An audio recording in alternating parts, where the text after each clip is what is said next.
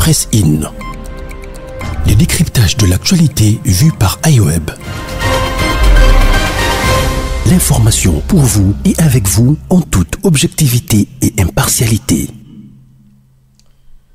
Patrick Mouyaya, son Excellence ministre de la Communication et son collègue Moïndo Zangui de l'ESU étaient en descente sur terrain hier pour visiter les travaux qui s'effectuent sur deux universités actuellement, l'UNIKIN et l'Université pédagogique nationale, l'UPEN. Ce sera l'un des sujets qui fera ce numéro Press-In, chers auditeurs, lecteurs et internautes de iWeb Radio. Bonjour et bienvenue. Et comme toujours, je ferai cette émission en compagnie de Gilbert Ngonga. Bonjour Gilbert. Bonjour Madame Kandiki Salou. Bonjour à tous nos auditeurs qui nous suivent de partout. Je profite de cette occasion pour souhaiter un joyeux anniversaire à une personne très importante, c'est-à-dire importantissime. Elle s'appelle Caroline Epikongo, un certain 4 avril d'une certaine année, elle naquit.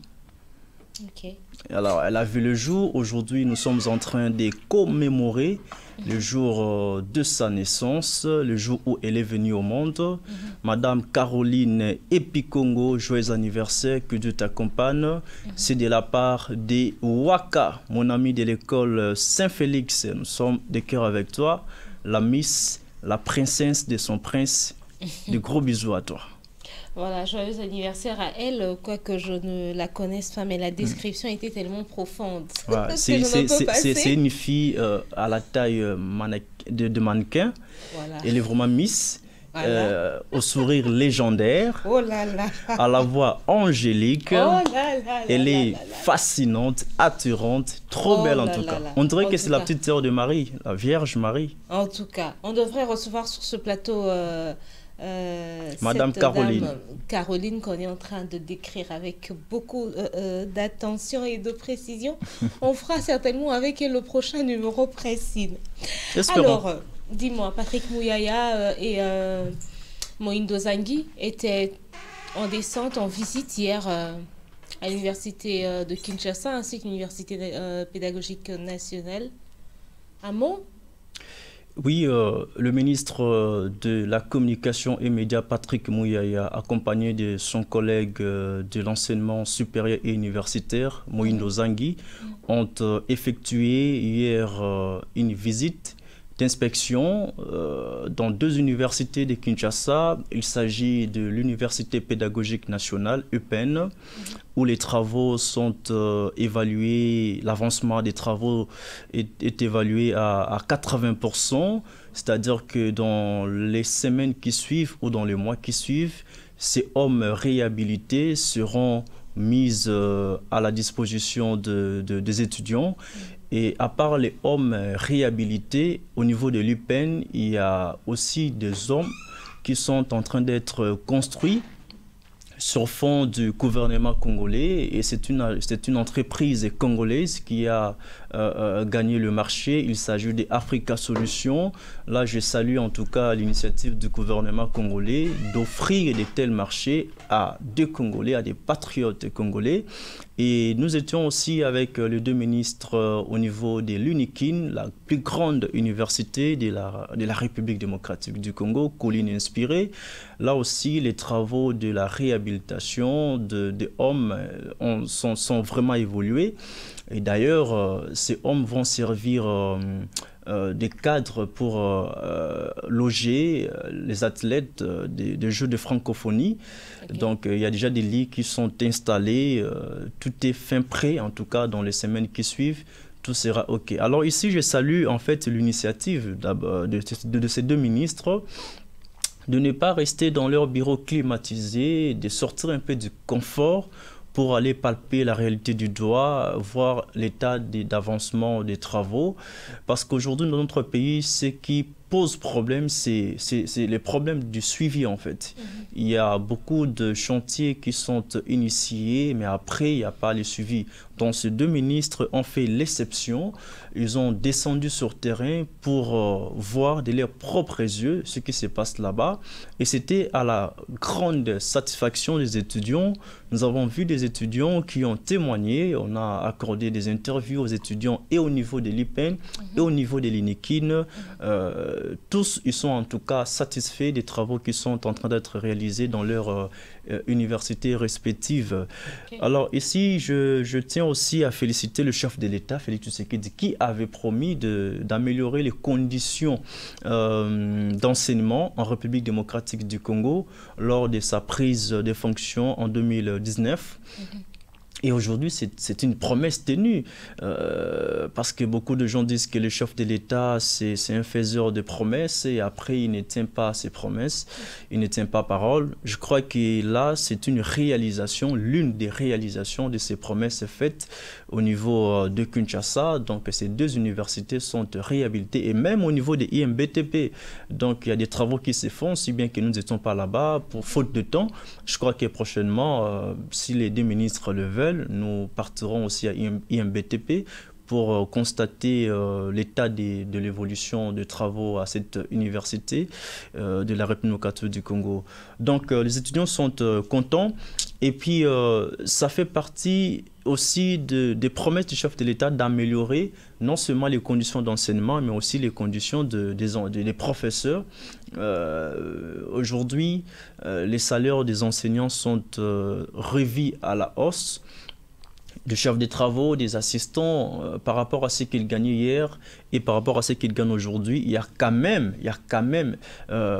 une nette différence, un avancement, si bien qu'on n'est pas encore arrivé, mais je crois qu'il vaut mieux 1 que 0, on commence toujours quelque part pour arriver quelque part. Donc c'est vraiment très intéressant, comme je l'ai dit tantôt, de voir ces deux ministres descendre sur le terrain, et après ils feront bien sûr rapport à l'exécutif national, à tous les membres du gouvernement, le vendredi lors du 2e conseil des ministres du gouvernement Samadé. Et après cette activité, la tournée universitaire, nous avons eu un briefing avec le ministre de la Communication qui est revenu sur la descente, ce qu'a été la descente sur terrain, et puis sur les missions confiées au nouveau gouvernement. Il s'agit notamment de l'instauration de la paix dans la partie est du pays, où il y a des rebelles qui équiment les richesses de notre beau pays. Il y a l'organisation des élections à la date prévue par la Constitution et par la CENI. Il y a aussi l'amélioration des conditions de vie du peuple congolais. Ce sont là les quelques missions confiées au nouveau gouvernement remanié par le chef de l'État. Et je crois qu'il y a quelques mois de la tenue des élections, ce gouvernement sera à mesure de pouvoir remonter la pente. C'est vrai que toi, tu as eu l'opportunité de voir de tes propres yeux les travaux qui se font à l'Université pédagogique nationale ainsi que l'Université de Kinshasa. Et je crois que d'après ce qui a été dit, c'est que d'ici le 28 avril, tous les travaux prendront fin à condition que le besoin financier soit totalement comblé. Tout à fait. Et moi, je suis à proximité de l'INBTP, ce qui fait que je sais voir les travaux qui quand même avancent à grande vitesse. C'est vrai que je ne suis pas du domaine pour pouvoir déterminer si probablement les travaux à l'INBTP également pourront prendre fin déjà le 28 de ce mois. Mais ça reste quand même un bilan positif par rapport à ce que je vois de mes propres yeux. Ils ont déjà atteint, on va dire, 70% ou disons 60%, pour ne pas se surestimer, 60% des travaux, et c'est régulier. On voit des ouvriers qui sont sur place tous les jours et qui travaillent à longueur de journée. Déjà à 7 heures, ils sont là pour arrêter généralement à 18 heures quand il fait noir. Et parfois même, il arrive que jusqu'à 20 pointeur lorsqu'on est en train de passer sur ce coin-là, que l'on remarque qu'il y a encore des ouvriers qui sont en train d'agir.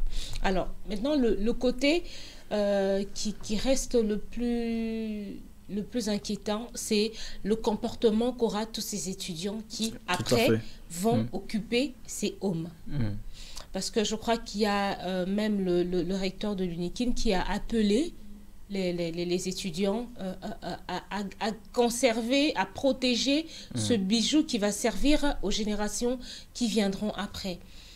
Il faudrait qu'on ait ce bon sens d'entretien, ce bon sens de gestion et pas d'abus. Et quand on remarque, et puis il faut qu'il y ait après un suivi. Je crois que ça sera au niveau gouvernemental, c'est-à-dire que ce sont des travaux qui ont été faits, des lotis et tout, mais après il faut qu'il y ait une équipe qui vienne mensuellement en contrôle pour vérifier si il y a eu des travaux de tuyauterie, de voirie, d'électricité et puis d'eau. S'assurer que les tuyauteries fonctionnent toujours, s'assurer que l'eau coule toujours, que les étudiants n'ont plus à aller puiser de l'eau en bas pour monter par les escaliers avec des seaux d'eau payés, des petits qui peuvent aider ça et là.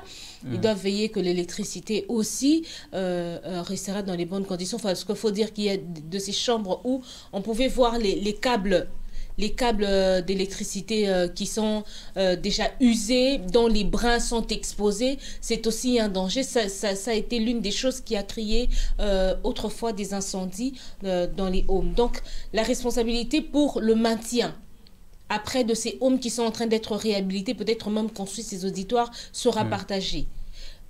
En ce moment, si c'est la plus grosse part revient au gouvernement qui est en train de débourser des montants conséquents pour qu'on arrive à la fin de tous ces travaux. Mais l'autre part de responsabilité sera aux étudiants de celui, exactement comme je venais de le dire, de savoir protéger, conserver, entretenir ce cadeau qui n'est pas définitivement pour eux, mais aussi pour les prochaines générations.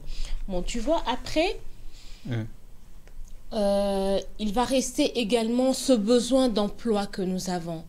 Nous avons des milliers et des milliers d'étudiants qui finissent en droit. Nombreux n'ont pas prêté serment, nombreux n'ont pas l'opportunité de travailler forcément dans un cabinet ou dans un parquet ou je ne sais ailleurs. On n'a pas autant de branches, autant d'ouvertures pour arriver à s'épanouir dans ce domaine juridique. C'est pas toujours évident de trouver une avocate ou un avocat qui venait à peine de finir et commencer à exercer 2 ans, 3 ans après. C'est pas toujours évident. Généralement, tous ceux qui ont fait des études de droit, la plupart se retrouvent en train de travailler ailleurs, dans autre chose, comme moi qui travaille aujourd'hui dans la communication. Je suis plus reconnue journaliste, pourtant dans mon parcours estudiantin, je suis passée quand même par des études de droit. Mais il faut aussi savoir que celui qui fait le droit ne les fait pas forcément pour devenir avocat. Donc, il veut juste avoir des connaissances juridiques et en faire bon usage pour autre chose dans la vie. Mais on va dire que c'est à 95%. À 95% que l'on fait des études en fonction de ce que l'on pense devenir demain. Quand je veux devenir médecin, tu ne vas pas aller étudier le journalisme, tu ne vas pas aller étudier l'économie. Si tu veux devenir médecin, tu seras contraint de faire des études de médecine. C'est logique. Et ça, c'est à 95% qu'on retrouve ce genre de cas. Après, dans les 95% ou disons dans les 5% restants, on peut trouver ceux qui étudient par simple besoin d'acquérir une connaissance. Peut-être qu'il a déjà étudié un autre domaine et puis il veut étudier celui-là aussi pour s'enquérir de plus de connaissances. Après, il y a ceux à qui on impose, les parents imposent une option pendant que dans le fond, c'est pas sa vocation, c'est pas son besoin. Mais bon, il se dit, c'est les parents qui payent, c'est les parents qui décident sur ce que je dois faire demain. Ben, je vais faire le droit ou je vais faire la médecine pour les parents. Après, je verrai ce que je pourrais faire pour moi. Je prends l'exemple de Mandy Kouyala. Mandy Kouyala est une journaliste qui, à l'époque, a travaillé à Kin 24. Elle a fait des études pour ses parents. Son père lui avait imposé, je ne sais plus trop me rappeler de ce que c'était, son père lui avait imposé de faire un domaine quelconque, mais après, elle voulait devenir journaliste, elle est allée étudier le journalisme. Donc on était ensemble avec elle, mais elle faisait ça aussi à la fois. Je connais plusieurs personnes qui sont passées par là, qui ont étudié d'abord parce que les parents voulaient, et puis après, ils ont eu à faire ce qu'eux, ils voulaient. Et après, il faut aussi savoir qu'il y a des métiers qui sont ouverts, des filières qui sont ouvertes. Flexibles. Par exemple, le journalisme, c'est vraiment un fourre-tout, comme on dit. Voilà. Ça affectionne beaucoup de gens. Les gens qui ont fait la sociologie, la psychologie, le droit, la médecine, se retrouvent dans ce métier du journalisme parce que c'est d'abord un métier, il faut le savoir. Ouvert à tout le monde, mais par contre, celui qui fait la médecine devient forcément un médecin.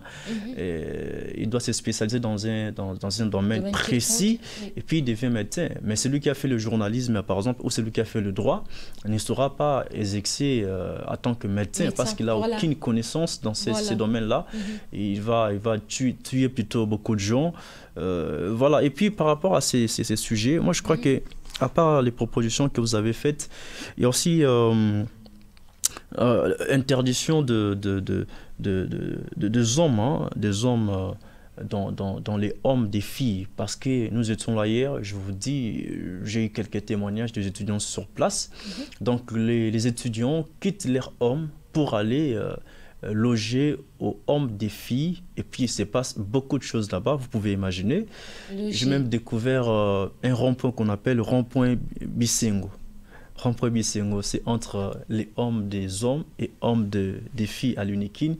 Maintenant, quand les hommes viennent aux hommes des filles, ils s'arrêtent là à rond-point Bisengo et tout se passe là. Et certains hommes entrent même jusque dans les locaux des hommes des filles. Donc il faut vraiment interdit fortement les hommes d'accéder dans les hommes habités par les filles. Et puis autre chose, c'est sécuriser ces filles-là. Parce que par les passés, nous avons eu beaucoup de témoignages. Les images sont diffusées à la télévision. Et certaines filles ont été violées à l'Unikine. Pourquoi? Parce que les hommes des filles n'étaient pas clôturés. Okay. Et heureusement, aujourd'hui, je vis que les hommes des filles, on est en train de les clôturer. Et puis, ils mettront des policiers, éventuellement la garde universitaire, pour pouvoir sécuriser davantage ces filles-là, parce qu'elles sont vulnérables, en tout cas, elles sont exposées aux vies et au sud de tout le monde. Ça sera quelque chose de très, très, très, très intéressant. Et puis, la formation des étudiants, pour bien protéger ces bijoux, parce que c'est un bijou en fait. Les hommes de l'UPEN, les hommes de Unikine, d'après ce que j'ai vu sur place moi-même, je crois que c'est vraiment un bijou qu'il faudrait protéger pour les générations futures, vous l'avez dit. Donc il faut, avant de mettre ces hommes à la disposition des étudiants, il faut d'abord une formation sur le civisme, parce que les étudiants d'aujourd'hui, en tout cas, vous savez comment ils se comportent. Hein, les jeunes filles, les jeunes garçons, malpropres, vous verrez, au bout d'un an, ces hommes seront peut-être trop sales qu'il y a de cela 10 ans. Donc il faut vraiment cette formation-là. Il faut que les recteurs de chacune de ces universités veillent sur le comportement des étudiants qui habitent dans ces hommes. Ça sera quelque chose de très intéressant. Aussi, infliger des sanctions pour ceux qui vont casser, piller et autre chose. Et puis pour terminer, vous remettre la parole, il faut aussi veiller à ce que les personnes étrangères n'accèdent pas dans les hommes. Parce qu'il s'agisse de l'UPEN, tout comme de l'Unikine, nous avons l'expérience. Je n'ai pas fait des universités, moi je fais le FASIC, mais j'ai des amis qui étudient là-bas et il y avait des personnes étrangères qui n'étaient pas des étudiantes qui venaient habiter dans les homes construits uniquement pour les étudiants. Donc il faut qu'il y ait un travail. Donc de part et d'autre, les responsabilités sont partagées. Les étudiants doivent remplir leurs responsabilités, les enseignants et les comités de gestion également, pour protéger ces bijoux. Alors, ce que je pourrais rajouter, c'est quand tu as parlé du rond-point Bissengo, à l'époque, à l'Uniquine, moi, je connaissais le rond-point Sentiment. Je crois que c'est le même rond-point. Ah oui, c'est ça, rond-point Sentiment. Voilà. C'est par infirmité de langage que je dis Bissengo. C'est le rond-point Sentiment. Le rond-point Sentiment et tout qui était au milieu des deux hommes de part et d'autre. Mais à l'époque, il était strictement interdit aux hommes d'aller dans le home des femmes. Et je crois qu'on avait un jour de fête qu'on appelait Open Day. Open Day était un jour où le home des femmes était ouvert, où on pouvait, je crois que c'est ça, c'est pas l'inverse, je sais plus, mais c'était un jour où il était accessible. Le home des femmes était, voilà, les étudiants de l'autre côté pouvaient, les hommes pouvaient venir chez les femmes, et les femmes, d'ailleurs les femmes depuis toujours facilement vont dans les homes des garçons. Donc le jour Open Day, c'était plutôt les garçons qui avaient la possibilité d'aller dans le home des filles, mais c'était pas pour y passer la nuit. Je n'avais jamais entendu parler de ça. Un garçon qui dort dans le home de filles, c'est pas possible. C'est impossible. On vous surprend dans une chose comme ça, vous êtes suspendu. C'est la chambre, voilà, vous êtes exclu. Vous avez beaucoup de sanctions qui tombent et qui pèsent énormément sur vous. Donc, je n'avais pas connu ça en ce moment-là. Mais tu sais, on doit le reconnaître que le Congolais, naturellement, est têtu. Non seulement on est têtu, on a ce souci de mentalité. Tu vois, le changement de mentalité dont je parle depuis toujours. Je dis toujours que le changement de mentalité ne doit pas englobe tellement de choses. Ce côté civisme dont tu parles, c'est inclus dans ce changement de mentalité. Tout un combat pour apprendre aux Congolais. C'est inconcevable. On est tellement en retard, on a tellement un grand écart par rapport à d'autres pays, même africains. Mais malheureusement, c'est un travail qu'il va falloir que nous puissions mettre sur pied. Et pour l'entretien de ces sanitaires, l'entretien des homes, des chambres, des auditeurs et tout ça, il faudrait qu'ils mettent sur place une police d'hygiène, tu vois, qui chaque semaine font le contrôle de chaque chambre. Chaque chambre pour voir qu'est-ce qu'il y a eu de cassé, qu'est-ce qui ne fonctionne plus. Voilà, d'abord, les étudiants eux-mêmes doivent intégrer cette notion que quand il y a casse, quand il y a quoi que ce soit, ils ne font pas les réparations eux-mêmes, ils font part à cette équipe qui organise des démarches. Après, on suit pourquoi c'est cassé, si c'est une erreur ou une faute, si c'est fait exprès, ils ont une sanction, ils ont une somme quelconque à payer pour essayer de réparer. Voilà pourquoi je pense que c'est le ministre Zangi qui a dit que désormais, les homes seront maintenant monnayés. Ça a été toujours le cas. Oui, mais bon, je crois que c'est le cas. En fait, lui, il a apporté une précision. Ça dit, bon, monnayer de manière démocratique. C'est le terme qu'il a utilisé. Je ne sais pas qu'est-ce qu'il veut dire par là. Certainement que ce sera un montant qui sera négocié avec les étudiants. Et puis un montant, je dirais pas dérisoire, mais un montant équilibré, qui ne sera pas trop pour les étudiants qu'ils vont. Et d'après ce qu'il a dit, moi je semble comprendre qu'il parlait d'une paye mensuelle au fait. Parce que c'est vrai que ça a toujours été monnaie, mais dans le sens, on paye d'un coup et une seule fois. On ne paye pas chaque mois. On paye par an. Tu payes, tu renouvelles ton contrat et ainsi de suite. Mais là, je crois qu'il est en train de parler peut-être d'une paye qui sera mensuelle et que cette somme-là va aider à entretenir justement les homes, les chambres et tout, et les auditoires en cas de casse, en cas un souci quelconque, tu vois. Donc, c'est quelque chose que les étudiants vont devoir intégrer dans leur mentalité et c'est obligatoire qu'on puisse avoir une équipe de suivi, une police d'hygiène. Sinon, si on ne le fait pas une année, ça sera beaucoup. La propreté ou la beauté qu'on aura d'avoir ce home lorsque on aura officiellement ouvert les portes, lorsque les travaux seront finis, on va compter une année et voilà, tout sera cassé. Tout pourrait être cassé en tout cas. Et puis autre chose, Madame Kandé, autre chose, c'est que il faut en tout cas qu'on interdise aux gens qui construisent tout autour de hommes ou de l'université. En principe, l'université devrait être construite dans un milieu très calme. Je prends l'exemple de l'Unikin. L'Unikin, à l'époque, dans le Para, il n'y avait pas de gens, il n'y avait pas de maison. Il y avait qu'Unikin et quelques couvents de prêtres à côté, des jésuites, des comboniers et consorts. Mais aujourd'hui, j'étais là, madame, je vous dis, tout autour de l'Unikin, il y a des maisons qui sont construites de manière anarchique. Et puis, certaines de ces maisons-là sont des couses pour les étudiants. En tout cas, on a fait un travail de terrain. Donc, le ministre doit aussi veiller sur ça. Et puis, le recteur de l'UPEN, plutôt de l'Unikin, doit veiller sur le comportement de ses étudiants.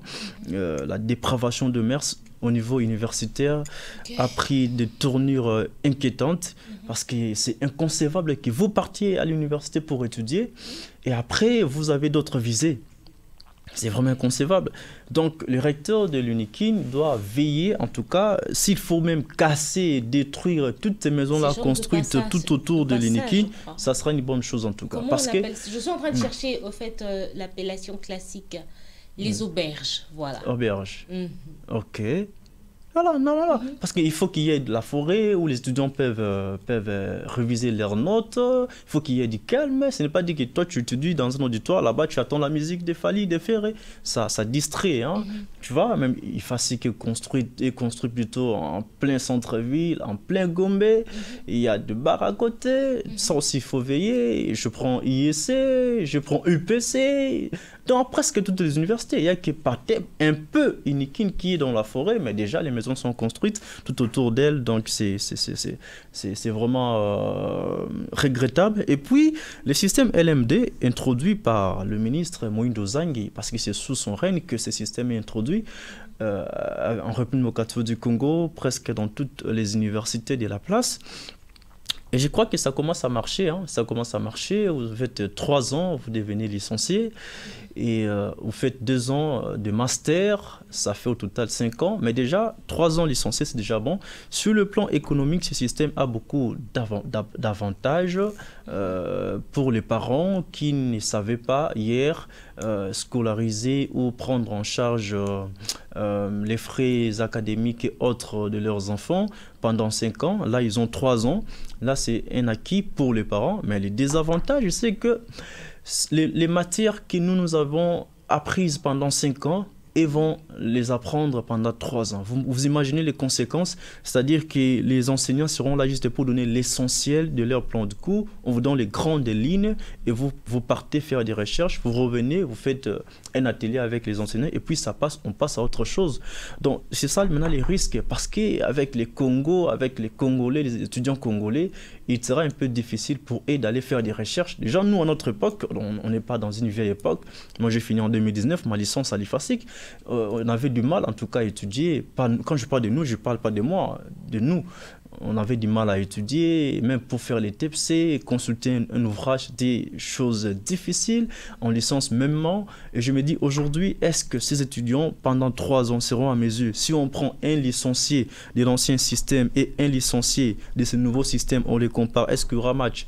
C'est ça aussi tout le problème. Si bien que les anciens licenciés de l'ancien système sont aussi pour beaucoup de médiocres, mais seulement on sera encore pire pour ce système LMD. Donc, il faut veiller, pour terminer, au comportement des étudiants, qu'ils prennent conscience, en tout cas, que l'avenir de ces pays leur appartient. Ils doivent étudier avec beaucoup de sérieux pour que demain, nous puissions avoir des cadres qui dirigeront les beaux pays, la République démocratique du Congo. Notre temps est pratiquement épuisé, mais par rapport à ce que tu viens de soulever, le système LMD qui nous fait un licencié après 3 ans et 2 ans de master, tu sais, ce que tu dis est judicieux, mais en même temps, c'est à l'étudiant. Tu vois, c'est même ça, même dans cette campagne de changement de mentalité qui pourrait être créée et lancée, il y a ça, mettre au rappel à un étudiant les raisons pour lesquelles il va à l'école. Et que le système LMD, c'est un avantage, mais ça sera avantageux pour chacun si seulement tous, chacun dans son coin, penser à prendre au sérieux ses études, se concentrer sérieusement pour avoir sa licence et puis après son master. Parce que vois-tu, notre système d'études, d'éducation et tout nous donne aussi beaucoup de retard. On a besoin de créer, c'est un peu comme je disais l'autre fois qu'on devait faire des formations professionnelles. Vous êtes formés et vous travaillez directement parce que nous, on est un pays, un grand pays avec tous les potentiels réunis, mais on est sous-développé. Tout ce que nous consommons, à 80% vient de l'extérieur. C'est de l'importation. Voilà. On ne consomme pas ce que nous faisons ici. La porcelaine, le bois, le plastique, tout. Le tissu, il n'y a rien qui est produit en RDC. Tout ça, la tu vois, on n'est pas sérieux. Même dans ce que nous faisons nous-mêmes, on n'est presque pas sérieux. Donc, il y a tout un travail énorme qui doit être fait à ce niveau-là. Créer des options d'études qui vont qui répondent aux besoins de la République, qui répondent à notre besoin économique, à notre besoin de pouvoir nous développer et être un Congo meilleur demain. Voilà, je crois qu'on a pratiquement tout épuisé, on a tout dit. Donc on va se retrouver demain pour un autre numéro. Merci à la même heure et avec le même plaisir. Voilà. Merci à vous de nous avoir suivis. C'était Pressine et nous avons discuté de la descente sur terrain des deux ministres Patrick Mouyaya ainsi que Moïndo Zangui qui sont en train de suivre de près les travaux de réhabilitation des halls des deux universités, UPEN et UNIKIN. Retrouvez-nous demain pour un nouveau numéro. Au revoir. Presse In. Les décryptages de l'actualité vus par iWeb. L'information pour vous et avec vous en toute objectivité et impartialité.